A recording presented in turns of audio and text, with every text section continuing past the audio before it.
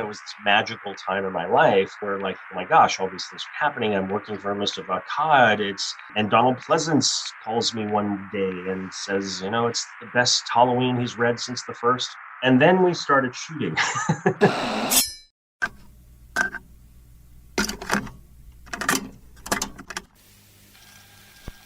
I met him 15 years ago. I was told there was nothing left. No reason, no conscience, no understanding in even the most rudimentary sense of life or death, of good or evil, right or wrong. I met this 6-year-old child with this blank, pale, emotionless face and the blackest eyes, the devil's eyes. I spent 8 years trying to reach him, and then another 7 trying to keep him locked up, because I realized that what was living behind that boy's eyes was purely and simply... For over 40 years, the Halloween series has thrilled and terrified audiences. From its low-budget origins to spawning a new era of slashers. The franchise remains a cultural touchstone around the world, often referred to as the Gone with the Wind of horror. From the first chilling notes of the iconic score to the final frame, join Joel Brown as we explore the iconic horror series, digging deep into the characters, the storylines, and the spine-chilling scares.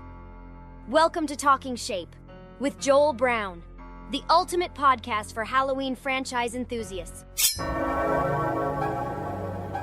Every legend is based on fact. Every myth is grounded in truth. For 17 years, the town of Haddonfield, Illinois, has been haunted by a night when evil roamed the streets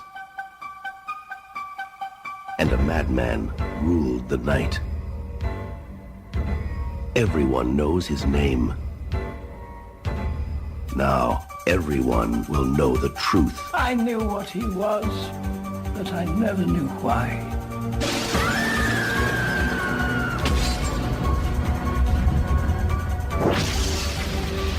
Halloween, The Curse of Michael Myers, rated R. My next guest is a massive advocate for the horror genre. He's an award-winning writer-director with credits such as Never Sleep Again, The Elm Street Legacy, The Haunting of Sharon Tate, The Amityville Murders, Crystal Lake Memories, The Complete History of Friday the 13th, and of course, everyone's cult favorite, Halloween 6, The Curse of Michael Myers. It's a big hello and welcome to Daniel Farrands. Hello. Hello, Joel. How are you? Nice to be here with you. Great to be speaking with you now. How does a young fan of the Halloween franchise find himself in the office of Moustapha Akkad? I believe from research, you videotaped the original Halloween when it was screened on TV. That's true. Yes, I did. We had this machine, this new thing, this gigantic thing that sat on top of our television called a VCR. It's like a brand new thing. And I was like, oh, this scary movie, like, all of this thing, Halloween. I've heard about it, but I wasn't, allowed to see it. But it was on television. So I think my mother was like, okay, it's on TV, you can watch it. But that didn't last long, because I remember vividly that the rest of that, as the movie got darker, scarier and scarier, as Halloween designed to do, it starts in the light and then it goes darker and darker through the whole thing. I just remember as night fell on Haddonfield, the entire family got up and went to bed, leaving me alone at age 12 on the couch. And as the movie got, and the lights were off, and I remember just sitting there with my little VCR remote control so I could edit out the commercials. I was like, well, I have to get through it, because it was like in those days where you just recorded everything. I just didn't want the commercials. So I was like, I have to sit through this movie because I have to get the commercials out. So, but I was utterly terrified. And I remember having pillows stacked up all around me and just wanting to scream out loud, but everyone was asleep, so I couldn't do it. And that was the beginning. But how I ended up in the office of Moustapha Akkad, that's a whole other years-long thing. So, it all kind of began with the viewing of Halloween, the original on TV. And then seeing Halloween 2, it opened in theaters, I want to say a week or so after that TV premiere of the first film. And I think it was that just kind of became like a 5-alarm blaze for me. I just needed to know how they did it. And so I became that kid in junior high and high school where I was making my own like fan films, so before they were ever called that. So we were making Halloween Hospital of Horrors and Halloween Party and Friday the 13th, The Unknown Chapter, things like that. And that's how I recruited kids to do these things and made friends. And I was kind of shy and new in town. We'd moved from we moved from Los Angeles to the small town called Santa Rosa, so I didn't really know anyone. So those movies kind of helped me. I don't know. I think there's a rite of passage kind of thing to that. So anyway, cutting a few years later, quite a few years later, not too many, around the age of 18, I made my way back to LA by myself with this goal in mind of writing movies for a living. Didn't know how you would do that. I didn't know anyone. I had been fortunate enough, though, to have had some interaction with a producer named Frank Mancuso Jr., who's the producer of the Friday the 13th films. And I had sent, when I was 14, I think it was 14, I'd snail mailed Frank a letter pitching him my idea for a Friday the 13th sequel. And I got a response. And it was the first letter, he said, and last, that he had ever responded to from any fan anywhere in the world. And I think he was sort of blown away by the way that I pitched my story and the way I verbalized it somehow. I don't remember what I said, but it was enough to get this man's attention. And Frank was really encouraging in this letter, and he became kind of a mentor to me. I would write to him and he'd write me something back. And, so I was really lucky to have had that encouragement from somebody in the business, and having known no one. So I, did the thing and moved here and been here ever since. But in '89, when Halloween 5 came out, I saw it with some friends, and I remember walking out of that theater saying, I'm going to write Halloween 6. And I didn't know how that was going to happen, but I just knew I was going to do that. In those days, there was a thing called, this pre-internet, called the Hollywood Creative Directory, and I looked up Moustapha Akkad's production company, which was called Trancas Films, Galaxy International. He had a distribution company. And I sent a letter. It's kind of the way I'd sent a letter to Frank. And it landed on the desk of a man named Ramsey Thomas, who worked for the company and had produced the 5th film. And he liked the letter and he said, send me something that you've written, not a Halloween movie or a script or a treatment, just send me a sample of your writing and be in touch. And I got a call not long after. Moustapha would like to meet you. We liked your script. Oh my God, this can't be happening. So I spent the next, a couple of weeks just researching everything, and I made this book. I call it the Bible of Halloween. In fact, I think they still call it that, where I compiled family trees, the Strodes, the Myers, the whole lore of the holiday, Samhain, this bizarre mark that appeared on this mysterious character's wrist and Michael's wrist in the 5th film. Like, what is this thing? I went to a New Age bookstore and looked that up, and it turned out to be a rune called Thorn. And I brought all of this research in and met Moustapha for, I think, all of 5 minutes. And I think he kind of chuckled when he saw, at the time I think I was 19.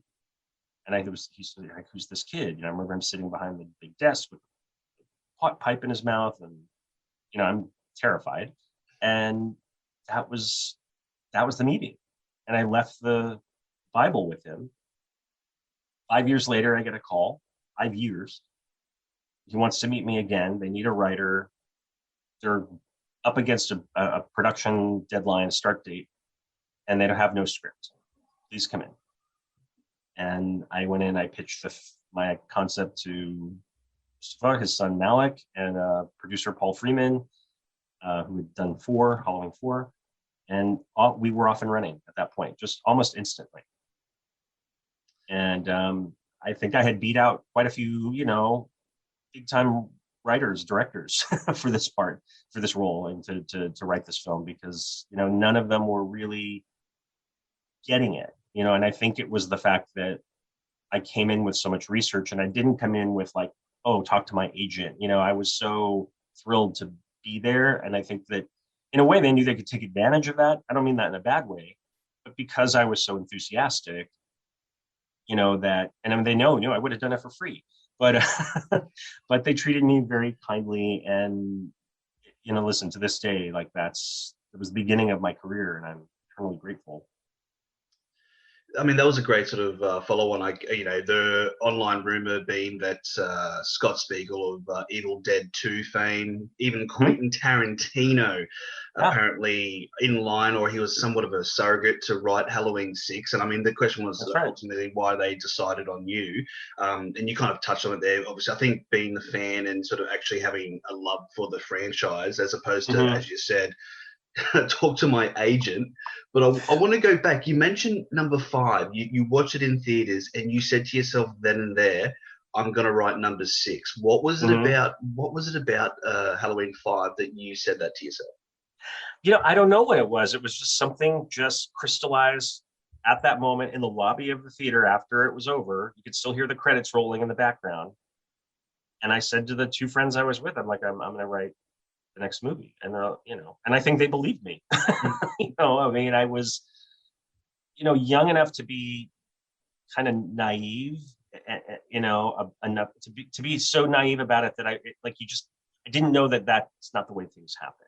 So I think in a way that worked to my advantage. It was just, I didn't have the industry knowledge I have now to know that just doesn't happen that way. So I think the fact that I was blind to it a bit and green and naive in that sense helped me kind of get over the fear factor and just kind of go for it. And, not knowing where the chips would fall. I mean, obviously, like I said, there was a 5-year lag between that initial meeting and then the one where I actually got hired. So there had been, and it wasn't because they were developing all this other material. I mean, the rights were sitting in limbo, kind of the way that the Friday the 13th rights have been sitting in limbo for the past several years. But back in those days, there was some sort of legal wrangling going on between the different partners of, who own the rights to the Halloween brand. And so it took a bunch of years for that to get resolved. And then when they finally made a deal to do it with this new company called Miramax Dimension, which had done, Quentin's, Pulp Fiction, and there were a couple of other kind of very prestige titles that they were launching that company with, because they had been acquired by Disney of all things. But Halloween 6 was, I think, the second horror film out of the gate for Dimension, which was just a label of Miramax, kind of a sister company. Their offices were across the hall, kind of thing, owned by the Weinsteins of ill repute these days, of course. But yeah, it was interesting. And then when we finally got to making the film, and there I was on set in Salt Lake City, Utah, and it was just this surreal experience, a dream come true. And yet the irony was that there were all these film executives running around, studio executives running around with Mickey Mouse jackets. Which I thought was pretty funny. You mentioned there Miramax, I guess, acquiring the bid or the rights to the Halloween, Halloween 6 at least. Rumor is that they sort of outbid or they beat New Line Cinema, who at the time John Carpenter had somewhat of a relationship with. Do you think if the chips had fallen the other way and they did go with New Line, that you would have even been involved with Halloween 6? No way. No, absolutely not. It would have been a John Carpenter, Deborah Hill production, made for New Line. I mean, at this point, we probably would have seen Michael versus Jason versus Freddy movies. Yeah. I mean, because New Line owned those characters, and I think that they would have loved to have had Michael Myers. But I don't know how. I don't know the specifics of how that deal worked itself out, and how Carpenter and Hill at the time were kind of not, included in it. I don't know the answer to that. I just know that there was definitely an effort on their part to try to do it with New Line. And I think Carpenter's take on it, we kind of made fun of it in 6, was he wanted to put Michael Myers in space. So I couldn't, kind of help take a jab at that, because that's, and then of course they ended up doing it with Jason. That didn't work out so well. I recently made a meme, obviously the Michael Myers mask, William Shatner, Star Trek, Halloween Star Trek, the shape in space. Oh, I love it. I mean, who knows? Maybe one day that'll happen. They're going to run out of ideas eventually. So you touched on that, that they had the mask. I think the first thing you see when you get the call back is they had the mask, but they didn't have a script. I guess was the mandate to you this has to be a direct sequel to number 5. I mean, we obviously would see separate timelines and reboots sort of happen in later years. Yeah. Was that ever an option to, hey, let's start anew, or was like, no, we need to continue this on? Moustapha was very focused on giving the fans, because they were in it. You have to understand, like in 89, after Halloween 5 came out, again, pre-internet, all of that. So the office was being deluged with these fan letters. Who is the man in black? Who is the mysterious stranger? Who, like, he's like, I have to answer this question. We can't just move on. We have to deal with this. And I think that was what I came in with. I had an answer that none of the other prospective writers had, and for me, again, I always called back to the original movie. And I think he appreciated that. And the one thing I remember saying to him in that meeting was, it's Rosemary's Baby meets Halloween. That was like the kind of elevator pitch tagline that I said out loud, and his eyes just kind of grew wide. It was almost like, in interviews, I and this all happened later, all these interviews that I saw, on, different documentaries on Halloween. But I remember most of us saying then, like, oh, the reason I greenlit Halloween, the original in 78, was that John Carpenter came into me with a very simple pitch: the boogeyman murders babysitters on Halloween. And he understood that. So when I said Rosemary's Baby meets Halloween, he understood that. It was simple concept that he grasped it right away. Okay, now we're getting somewhere. It's kind of the attitude. Go and write a treatment, come back to us in a week. If we like it, we'll go to the next step. And I wrote this treatment, and it was epic. I mean, I don't know how I did this in a way. I don't think I slept for a week. And it was probably 30 pages, and it was enormous. I mean, it was just everything that I could think of. It's like one of those, like, throw the whole, everything in the kitchen sink into it. And I remember him reading it and calling me right away and saying, this is great, but it's too much. It's too big. But the great thing is, we have 2 movies here. There's Halloween 6 and there's Halloween 7. Great, let's get going. And that was the beginning of it. I guess, it's a story in itself. The production, the script would sort of go on to change. But if you could, in an ideal world, the script that you originally wrote, or that would be the final script, I guess, of your original, how different would Halloween 6 be? I mean, it's so different. It was one of those things where, again, it was this magical time in my life where, like, oh my gosh, all these things are happening. I'm working for Moustapha Akkad. It's Halloween 6, and casting notices are going out, and Daniel Farrands wants to be in the movie, and her photo's up on the wall with the rest of the cast. And Donald Pleasance calls me one day and says, it's the best Halloween he's read since the first, and he's thrilled. It's like all these things happening that you couldn't, for me as a fan of the franchise, and I think other fans hearing this would relate, it was surreal. And then we started shooting. And I remember from the very early days of production, where I was kind of ensconced in a room in the hotel that everybody was staying at, and making all of these script changes to accommodate, weather patterns and things that were happening that were not foreseen. Like, they're shooting in Salt Lake City, and they had an early winter, and all of a sudden it's snowing. So a lot of these exterior scenes had to become interior scenes. And, that was frustrating enough. But then add to it, like, oh, we didn't shoot that scene. Well, what do you mean you didn't shoot that scene? Well, we didn't have time. What do you mean you didn't have time? Well, there's no time. We couldn't have shot that. But I'm like, but that's the whole point of the scene. It's like, you got to build up. Like Michael Myers is a trickster. He doesn't just go into a basement and kill somebody. He fucks with their head a little bit first. You got to create that tension, that cat and mouse. That's what it's about. That's what the script is, and that's what I signed up to do, or I think a lot of these actors signed up for. Why are we shortchanging all of this? And again, I was naive enough to not know my place, which was shut the fuck up. You're the writer. So I would constantly kind of say, like, wait a minute, you guys are not getting this right. This is not how this was written. This is not how this is intended.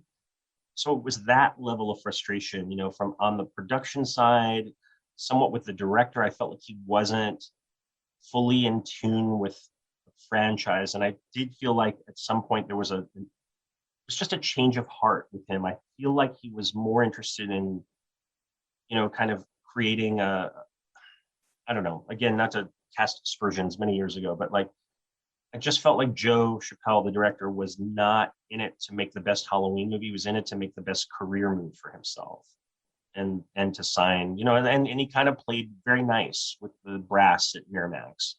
Rather than sort of fighting for the movie, he was sort of saying yes to everything that they would ask him to do at the expense of, I felt like, the heart of the story of this thing, which was really bringing it back to the tension and the vibe of the first film. Everybody says that when they make one of these.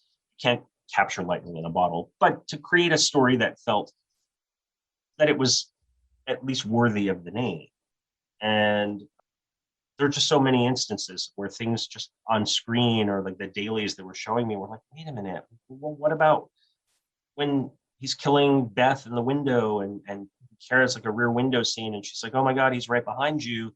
Well, in the script, like, he's looking at her and she's looking at him, and he like pulls the shade down over the window.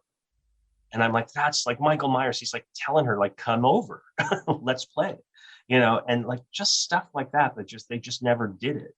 So, there's this kind of legendary, I guess now in fan circles, this producer's cut that we finally got released a few years back, which is very alternate, an alternate cut, but a very different cut of the movie that had all of the kind of cult aspects of it intact. But again, that was still not my vision of the film, because it just lacked the suspense. And I think more than a horror slasher film, the original Halloween is a suspense movie. It's not about gore.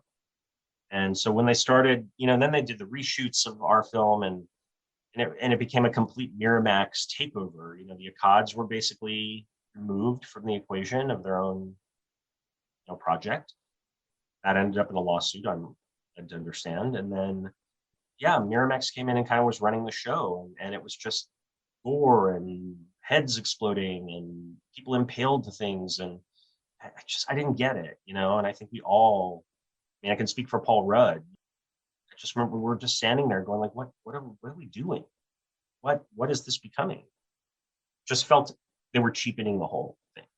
So that was not a great experience, but still the great experience was that we're making this movie. I met Donald Pleasance. He said the lines I wrote for him. I had become involved in this franchise in a way that I never would have imagined. So those are the things that I take away from it that are the upside. You touch on the producer's cut, the theatrical cut. I think the producer's cut seems to, while you say sort of not too in line with your original vision, it definitely sort of holds up in, I guess, in a story sense. It sort of explains it a bit more. Right. Well, it makes a little more logical sense rather than like fetuses floating in fish tanks, which I'm like, I don't know what's going on, and I don't think they understood. I remember the director saying to me like, well, it'll all make sense when you see it on screen. And I'm like, well, it's been 26 years. I still don't quite get it, but okay. I called the theoretical version Carnage Candy, obviously just adding a lot more graphic scenes. But you mentioned... And that's what they did. Yeah, it's exactly what they did. And that was the intention. It was the mandate that was given, and that, Joe, the director of the film, just followed their direction. Like, you want that? Okay, we'll give you that. I just felt he never really fought for the thing that we all agreed upon when we started. Like, let's make this classy, let's make this scary, let's make this kind of a throwback. Like, for another example, I'd written the role of Dr. Wynn, who was from the original movie, kind of a throwback to the character that he met in the first film, where he's walking out of the asylum with Donald Pleasance. How did he learn how to drive a car? And somebody around here gave him lessons, that whole scene. And Wynn is that character. And I wanted to cast Christopher Lee, who was well known at that point to have been offered the role of Loomis and regretted that he ever turned that down back in 1978. And it, kind of gave Donald Pleasance a whole new career and visibility among a generation of film goers that at that point Christopher Lee hadn't had, because he hadn't gone and done Lord of the Rings and Star Wars and all these things later. No, but I had really pushed and said, I think even in the script where I was like, Dr. Terrence Wynn, and then it said in parentheses, played by Christopher Lee, which again, showing how naive I was. But it just one of the producers, I'm not naming names, but said to me, nobody knows who Christopher Lee is, only you know. It's like you're there and you're so excited to make it good. And then you're kind of confronted with this kind of battalion of, I don't know, I guess I'll call them gatekeepers who are there to kind of just get it done as cheaply and painlessly as possible. Rumor online would suggest that Joe Chappelle had a 3-movie deal, so I guess maybe that's why he didn't want to step on too many toes, because I think you already alluded to the career. Yeah, I don't think that happened early on, but I think when he played Yes Man for the Weinstein brothers, I think that they rewarded him with that. I think that's what happened. And and listen, I'm not even begrudging Joe that. I mean, we all have careers, we all have families. Joe was a young father at the time. He had one child. I think another was on the way.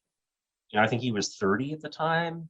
And I think that, we all, I mean, listen, the movie industry is anything but job security. So you can't fault the guy for wanting to take that offer. I absolutely can't fault him for it, but I just felt like there was a point in time where he stopped caring about the movie as much as he cared about making sure he was secure. Was it true that he cut Donald Pleasant's dialogue? Yeah, I mean, somebody did. Somebody on the food chain said that Donald's was too old and kids weren't going to connect with him, and let's just cut his role down. I don't know that specifically it was Joe that said that, but I think there was probably somebody on the executive side of Miramax that probably did, and I think Joe took that as an order to reduce Donald's screen time, which to me was like, what?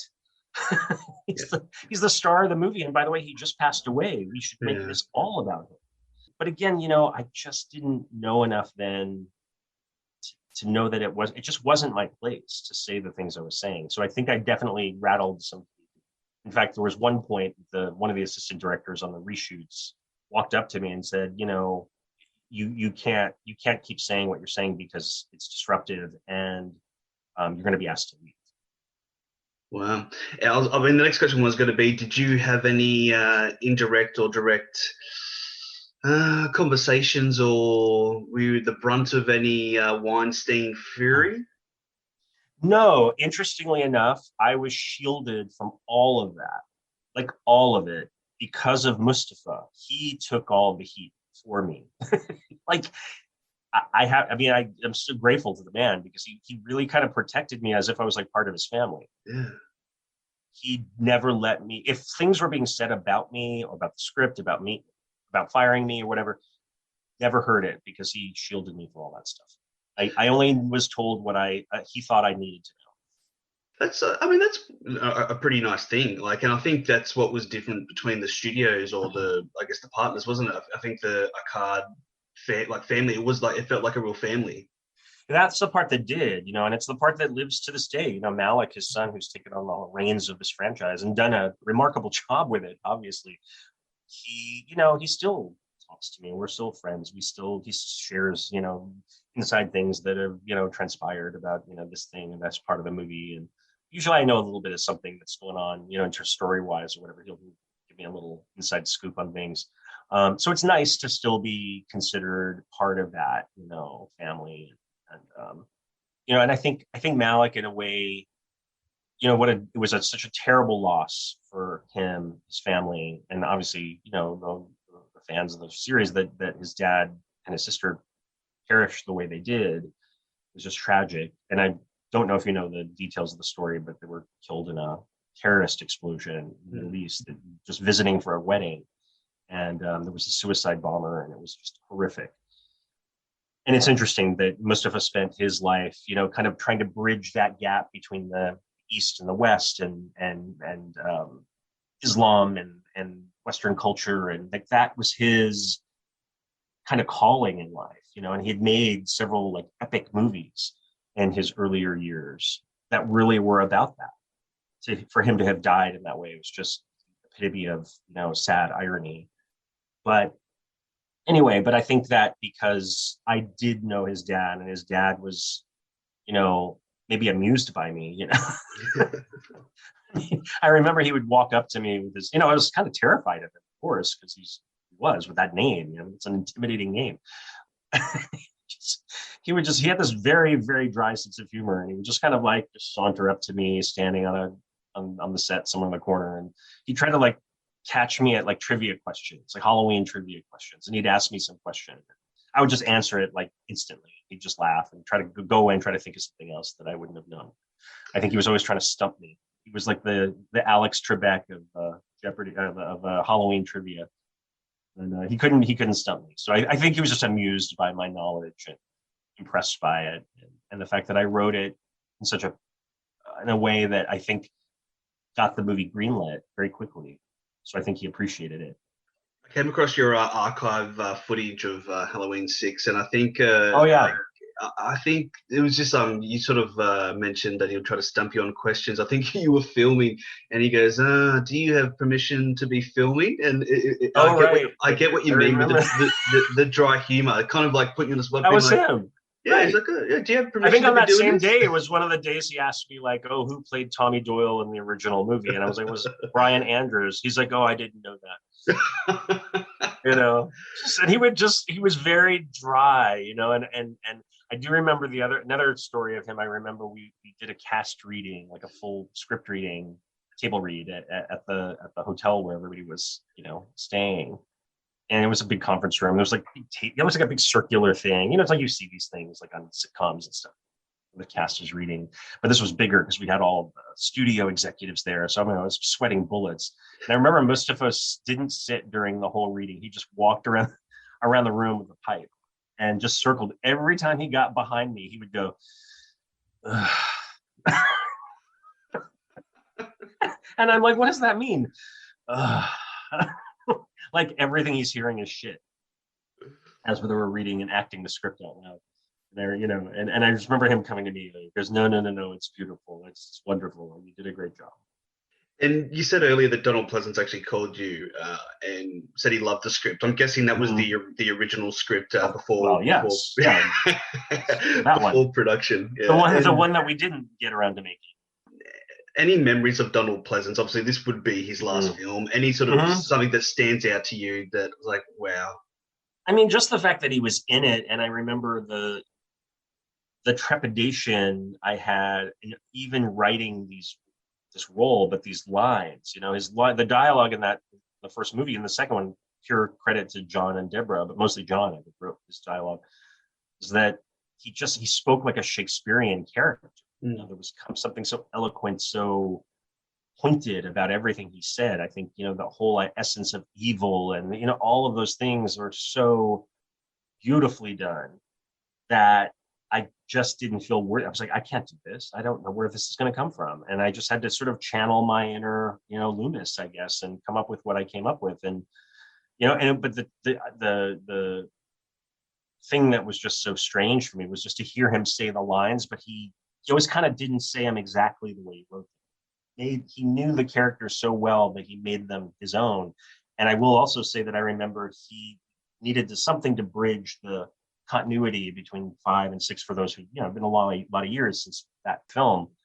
So they wanted something to open the movie that would, kind of remind the audience. And the idea of this monologue came up. And Donald just went into his trailer and he wrote that. You hear it in the producer's cut. They changed it in the final, had Paul Rudd do it. But Donald sat in his trailer and wrote that on his own. So, he was so committed to it. And I think just having the honor of him saying those words was just a thrill that I'll never forget.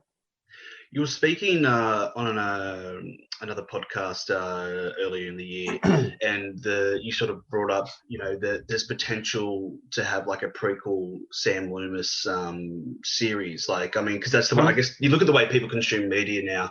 In my opinion, it's sort of podcasts or obviously via like a Netflix, via a streaming service. And I heard you talk about this, and I decided I'd give you the pitch of, why don't you could do like a little mini series, podcast series, like, working title called the Loomis Files, where it's, I guess, it could be kind of, you could sort of incorporate like a tape recording, but also I guess have the ins and goings of him talking to the likes of a Dr. Wynn and sort of dropping into this madness? Listen, there's such a world of new media out there. Who knows what, pardon the pun, shape this will take as we go forward. I mean, obviously there's a new trilogy of films that needs to be resolved. Now the second, and that's Halloween Kills, and then next year will be Halloween Ends. But I think once that's done, I think there's kind of now they're going to be in more of an open road to doing other offshoots, spin-offs, what have you. So who knows what form that might take. I mean, Malik and I had been talking about this around the time of Halloween H2O, and that's how long ago this was that I brought this to him. And we started really kind of just throwing ideas around about what it could be. But yeah, I mean, there's something just fascinating about the Loomis character and where he began and his backstory without, violating too many things. I remember Donald was always very insistent, like he didn't have a family, didn't have a wife. Some of that stuff kind of wound up in one of the Halloween comics back in the day that I kind of contributed the story for. And so some of that material ended up there.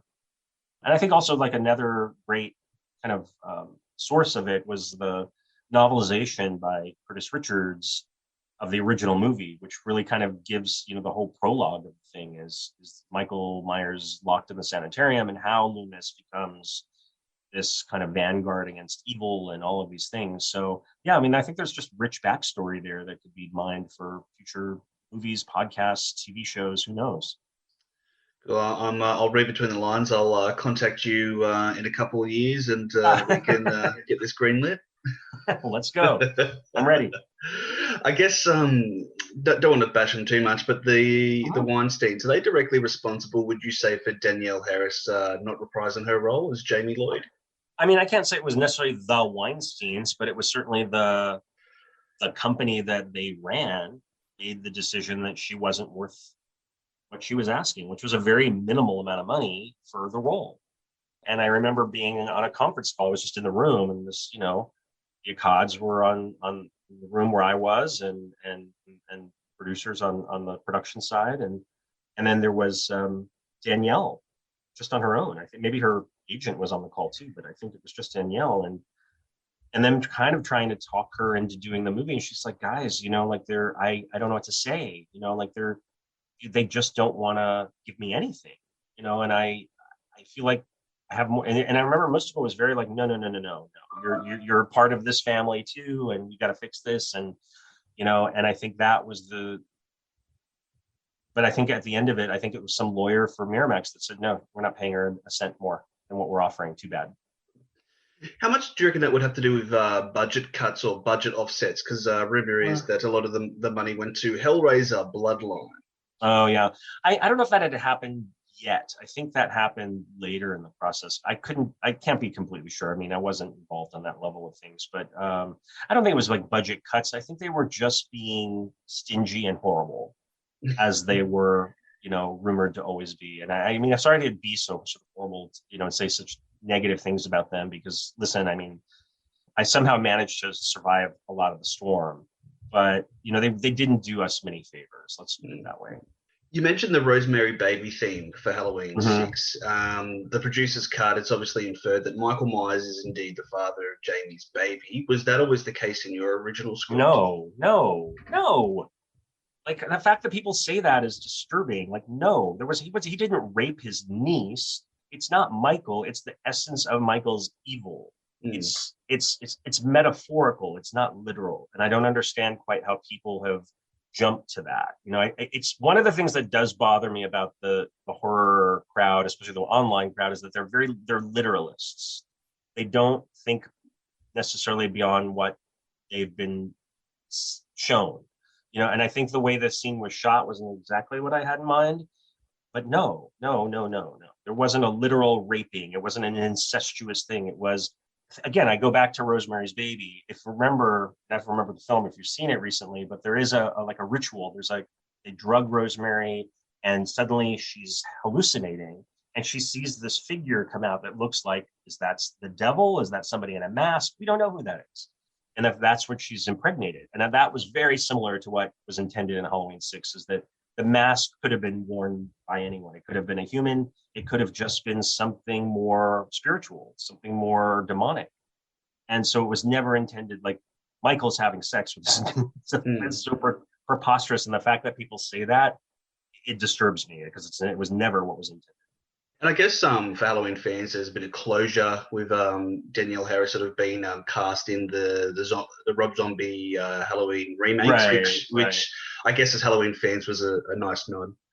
For sure. And I also think probably Malik had something to do with that, because I feel like he thought she was owed something after the way she was treated, So I think that, I don't know for sure, but I would imagine that part of the decision to put her in those films was because the Akkads felt, or Malik at that point, his dad had passed on, but Danielle had earned that and she was owed that. We're talking about podcasts just earlier with the Sam Loomis story. Is there potential maybe a podcast revisit of Halloween 6, the original script, and to do a reading there, perhaps with the likes of Danielle Harris? Oh, yeah, maybe. I mean, we should have probably done it more when we were in lockdown. We were all so bored. We had to know what we were going to do with our time. Like, we probably should have thought of it then. Now people are getting busy again, so I don't know. I mean, sure, that'd be fun. Maybe if there's, somebody who wants to do that on the next anniversary of the film or something like that, maybe we can talk about it and do some sort of stage, like, live reading of it. That would be kind of fun. Did you read lines with Paul Rudd for his audition for Clueless? Oh, did I run lines with him? No. No, I do remember him coming to the set of Halloween 6 one morning. And we, you have to understand, like, we were all kind of the same age, and, there was nothing to do, at night. So we'd hang out with each other or would have breakfast in the morning. And, we're, the same age group. So it just made sense. We all kind of gravitated to each other. And then we were the young, the whippersnappers. And then there were the older guys, that we just were kind of always, that guy. Yeah. He doesn't understand anything. But no, Paul, I remember coming to that one morning saying, everyone was kind of excited for him. I just got cast in this movie called Clueless. I'm going to start it right after, we finish. So everybody was excited. That's the only thing I knew about it. And did you see the potential with Paul Rudd? Did you say, when you saw him, be like, you're going to be Ant-Man? No, I didn't. Not at all. I mean, you have to, like, again, you were just a group of kids so happy to be a part of this. He was thrilled. We were all just so glad to be there. Marianne Hagan, myself, Mariah O'Brien, Bogart, all these, we were all just kind of astounded, like, what are we doing here? This is so cool. Paul was just one of us. And I remember some of the women on set just like, oh, Paul, and so like falling head over heels over him. And I just was like, him? Okay. We would hang out in each other's rooms, like, we had VHS deck and watch a movie at night or play pool, wherever, things like that. So he's just so normal that it just none of that occurred to me. He's just another guy. And a nice one, again, just sweet and fun. And I remember him telling me, there was a moment where he found out the way, like I've been explaining to you, the way I got hired to do the movie. And he just was, oh my God. He's like, that makes it so much cooler now. Like, it makes me want to make it so much better, because this wasn't just like some guy getting a job to write a film. Like, this is your, like, life's passion. And then I remember him telling me a story of how when he had seen Close Encounters of the Third Kind when he was a kid, that it had so disturbed him that his parents, like, I think, had to take him to therapy. Because I told him the story of how I was, like, sitting on the couch watching Halloween. I was terrified. So we just share stories like that of our, the stuff that made you who you are, but I remember very vividly him being so much more invested in the project when he found out how much I had gone through to get that job and what it meant to me. So yeah, he's that kind of guy. Still is. It just popped into my head in the style of Sam Loomis to say his famous line from Anchorman, 60% of the time it works every time. Right. That's for sure. So I was just going to be trying to think how Donald Pleasance would say, like, 60% of the time. Oh, right. Oh, you want me to say it, or do you want him to say it? If you do, I mean, that'd be a great soundbite. No, I'm not going to do that now. Fair enough. You can do Loomis, but it takes a minute for me. I guess Halloween 6, the Curse of Michael Myers, originally it was going to be Halloween 666, the origins of Michael Myers, but I guess Not my script. I not don't yours. know who wrote the origin. That's not mine. That was Not never my yours. title. Yeah, No. because I mean, there's trailers and that out of it as well. I mean, And to this day, we're all like, who made that trailer? Nobody knows who made that, because Wow. nobody in the Akkad side of the world Did knew it. anything about an origin of Michael Myers title that anybody approved. So that was never a title that anybody had ever discussed or just, approved. Somebody threw that on a trailer, and that was it. The 666 was the script, though. That's all it was. It was just Halloween 666.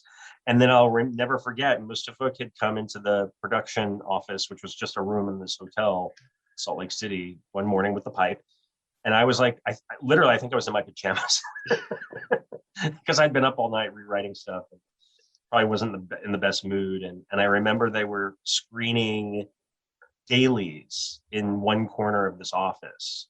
And I'm looking at it. That's not this, like that. I don't even understand. Like, what am I looking at? Like I think it was the scene where the radio DJ falls out of the tree.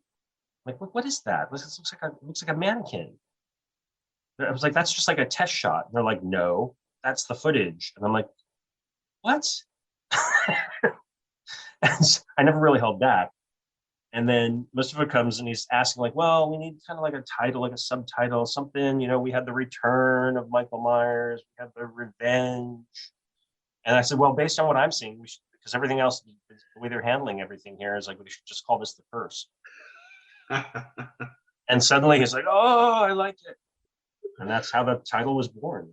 Me just kind of bitching about what I was seeing was just not up to apparently my rigorous standards. I mean, if you ask one thing I would like to see, like if I would have done differently, so I would have lobbied to have directed the film myself. And you would have hired Howard Stern as the radio shock jock.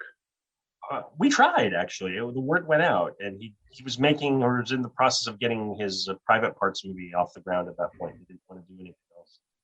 But yeah, I don't know if an offer was made, but I think they explored it. Yeah. The other idea there was to have Mike Myers play just play Mike Myers, like the comedian Mike Myers. And that never transpired, obviously. I guess sort of looking 26 years past now, I guess, what do you think the legacy of Halloween 6 is? I don't know. It's weird for me because I have my opinions about the finished film, but it's interesting to me that how many, and I'm astounded. Like, again, you're asking me to talk about this movie, but also just on the online forums and the Facebook forums and things, just the number of people that say they love it, and it was the first one they saw. And I think there's some nostalgia behind this movie, because I do think it came out at a time when it was like with the original movie, me sitting on the couch and being a 12-year-old and how impressionable you are at that age. I think there were people at that, were that age at the time that have a fondness for the movie. And listen, I don't begrudge them that. I appreciate it. I love the love. It means the world. I don't love the movie as it stands, but I love that I had that experience of getting to be involved in it. Would you say it's bittersweet? You got to work on something that you're a fan of and loved as a kid growing up in the genre, but it was kind of your break into the business, so to speak. Sure. Yeah. No. I mean, listen, it forever changed my life. I mean, it gave me a career that's lasted 26 years now. So I don't. Again, I don't begrudge any of that. Do I have my opinions about the outcome of the film itself? And when it's on TV, do I go, ugh? I do, but that being said, it was just something I wouldn't change because of what it was. And I think it holds its own. I think it's one of the most atmospheric of the series. I think it's the last of the true quote unquote franchise, and that it continued a continuity established from the first film, if you take the third film out of the equation. And it was the last one with Donald Pleasance, and I feel like that makes it special in its own right. So those are the things that I sort of focus on.